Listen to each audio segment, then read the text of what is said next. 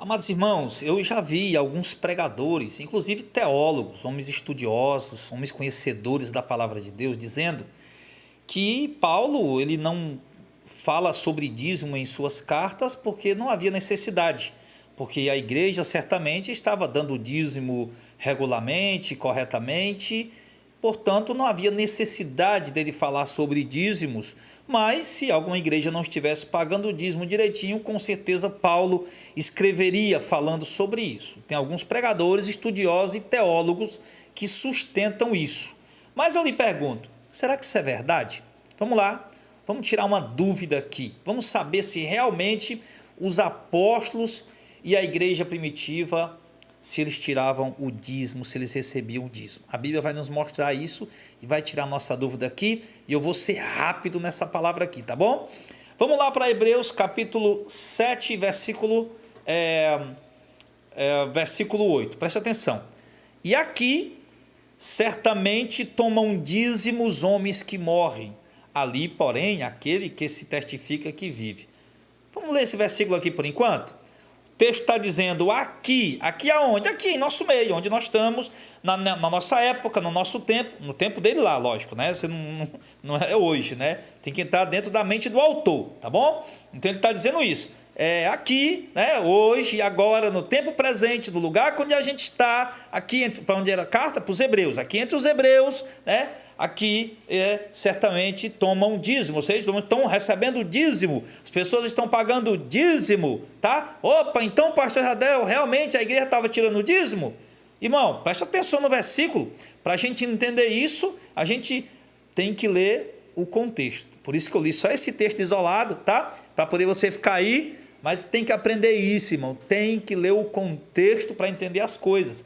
Todo mundo sabe que aqui Paulo, ou melhor, o autor aos Hebreus, que não se sabe quem é o autor, inclusive essa carta foi escrita entre o ano 67 e 69, já 34, 36 anos depois de Cristo, depois da morte e ressurreição de Cristo, tá? Então observe que o autor, ele continua afirmando, tá? Que tem alguém recebendo o dízimo ali naquele momento. 34, 36 anos depois de Cristo ali, né, por volta do ano 67, 69, Cristo morreu no ano 33, então já tem mais de 30 anos ali, tem gente ali recebendo o dízimo e tem gente pagando o dízimo. Agora, quem é? Tá? Volta alguns versículos e observe, verso 5, os que dentre os filhos de Levi, a tribo de Levi, recebem o sacerdócio, tem ordem, segundo a lei, não segundo a graça, segundo a lei, de tomar dízimo do povo, isto é, dos seus irmãos. Que povo? Que irmãos? Quem era o povo irmão dos levitas? De onde era a tribo de Levi? Hebreus, judeus, tá? Aqui receberam o sacerdócio. Então, eles tinham ordem pela graça? Não, pela lei, de receber dízimo do povo dos seus irmãos. Que povo? Brasileiro? Não. Povo americano? Não. Europeu? Não. O povo, seus irmãos, os próprios judeus, ainda que tenham saído dos lombos de Abraão. Mas aí ele fala que aquele cuja genealogia não é contada entre eles, falando de Melquisedeque, tomou dízimos de Abraão e abençoou o que tinha as promessas. Ora, sem contradição alguma, o menor é abençoado pelo maior. Aqui, agora sim ele chegou. Aqui certamente tomam dízimos homens que morrem. Aqui quem? Homens que morrem. Os filhos de Levi, não foi o que ele falou no verso 5? Presta atenção, tá? Aqui certamente tomam dízimo homens que morrem. Voltamos para o contexto para você entender. Ele está falando da tribo de Levi, ou seja, ainda depois da morte de Cristo, a tribo de Levi continuava recebendo o dízimo e o povo judeu continuava pagando o dízimo. Por quê? Exatamente porque os líderes judeus não receberam Jesus como Messias. Então, para eles, a lei continuava em vigor, o sacerdócio levítico continuava vigorando. Então, obviamente, era necessário continuar cumprindo todos os preceitos da lei, guarda do sábado, circuncisão, dízimo, tudo isso continuou, querido, tá? E aqui ele está falando, tá? 30 e tantos anos depois da morte de Cristo, os judeus continuam fazendo isso, e agora o autor aos Hebreus está escrevendo, tentando levá-los ao entendimento da mudança de sacerdócio, porque o assunto aqui, querido, presta atenção nesse ponto tremendo dessa passagem. O assunto aqui não é dízimo. Ele está usando o dízimo como uma forma de levar os hebreus a entender a mudança do sacerdócio. Lê o resto, a mudança do sacerdócio e, consecutivamente, obviamente, né, a conclusão da lei, o término da lei. Lê o restante da passagem. Verso número 9, e por assim dizer, por meio de Abraão, até Levi, que recebe dízimo, pagou dízimo. Ou seja, quando Abraão deu o dízimo a Melquisedeque lá, centenas de anos atrás, né, é como se os próprios levitas também estivessem dando o dízimo a Melquisedeque, né? E por assim dizer, por meio de Abraão, até Levi, que recebe dízimo, pagou o dízimo para Melquisedeque. Tá? Porque ele fala que Cristo é da ordem de Melquisedeque, né? Melquisedeque estava lá recebendo o dízimo. Ah, pastor, então, então se o sacerdócio levítico não deveria mais receber o dízimo, então quem tem que receber o dízimo de fato é Cristo, é a igreja? Não, como eu falei, irmãos, o assunto aqui não é dízimo. Ele está usando o dízimo exatamente para chegar nesse ponto aqui, presta atenção. Verso número 10. Porque ainda ele estava nos lombos de seu pai quando Melquisedeque lhe saiu ao encontro, se referindo mais uma vez ao sacerdócio levítico. Agora chegou no ponto, verso 11.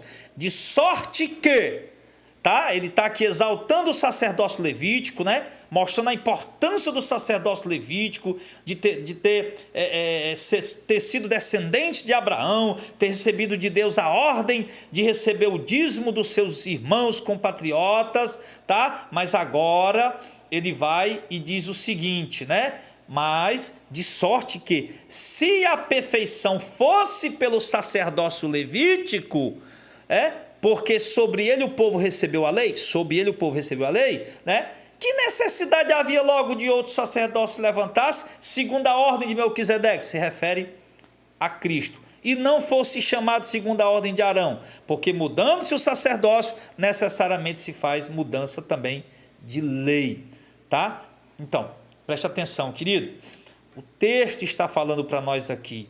O que o texto está falando, o objetivo desse texto, o fundamento dessa passagem, o propósito dessa passagem, não é falar de dízimos, cobrar dízimos, pedir dízimos para o povo, mas de mostrar a transição da lei para a graça, que houve uma mudança, que a lei chegou ao seu fim, quando Cristo tornou-se o sacerdote, tá? E não mais a tribo de Levi, mas agora Cristo é o sacerdote. Então, mudando o sacerdote, muda também a lei, tá? Então, é isso que ele está querendo mostrar para o povo judeu, tá bom, querido? Então, mas o que realmente eu quero mostrar para vocês, eu estou mostrando a questão teológica, né? Mas o que eu quero mostrar para vocês realmente, querido, é isso aqui.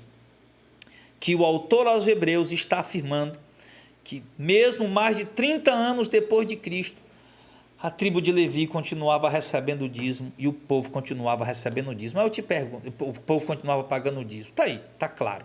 Aí eu te pergunto, irmão, se a tribo de Levi continuava recebendo o dízimo, os apóstolos iam pedir dízimo na igreja? Os pastores da igreja daquela época iam pedir o dízimo da igreja, tá? Sabendo que o dízimo os levitas continuavam cobrando porque era da lei? Imagina a confusão que ia dar. Imagina, coloca a mente para raciocinar aí. O João dirigindo a igreja de Éfeso, né? Porque João foi pastor da igreja de Éfeso, tá? E o Anás dirigindo lá a igreja de Jerusalém, vamos dizer, né? A religião judaica. Aí o Anás lá, o Caifás e os outros levitas lá, recebendo o dízimo do povo. Aí João lá na outra região, pedindo o dízimo do povo também, tá? Aí imagina a confusão que esse negócio ia dar. Rapaz, o João está pedindo o dízimo também, o povo lá.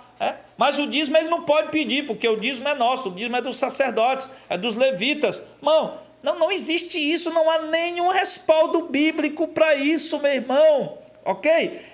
Eu considero isso uma ignorância bíblica, uma ignorância teológica, tá? Em algumas situações eu considero isso também malandragem de pastores espertos que querem se utilizar de textos da Bíblia, né? Já que a maioria das pessoas não tem o conhecimento tão aprofundado como eles têm, e eles querem se aproveitar, né, dos termos bíblicos para poder iludir o povo e dizer algo que o texto não, ensinar para o povo algo que o texto não está ensinando, tá? Então, o texto é muito claro, a igreja não pedia dízimo. Aqui, ele diz lá, aqui, verso 8, aqui estão recebendo dízimo os homens que morrem, ou seja, os levitas estão recebendo o dízimo, os levitas continuam recebendo o dízimo, tá? Mas depois ele fala de que se a perfeição tivesse vindo pelo sacerdócio levítico, não tinha necessidade de um novo sacerdócio, que nem da tribo de Levi era, nem da casa de Arão, mas da ordem de Melquisedeque. Então, querido, vamos parar com essa coisa, tá bom? Vamos parar com essa ilusão, com essa meninice. A igreja jamais pediu dízimo no tempo dos apóstolos, e Paulo não escreveu sobre dízimo em suas cartas, pedindo dízimo para o povo, exatamente porque a igreja não tinha essa prática.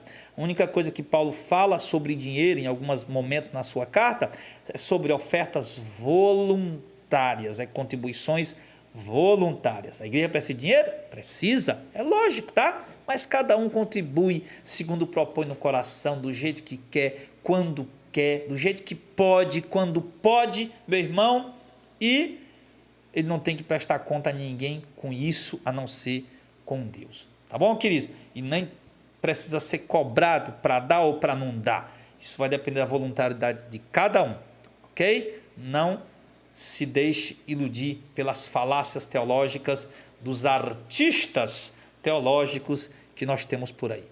Ok? Um grande abraço, Deus abençoe, esperei ter contribuído um pouco mais para o entendimento de vocês.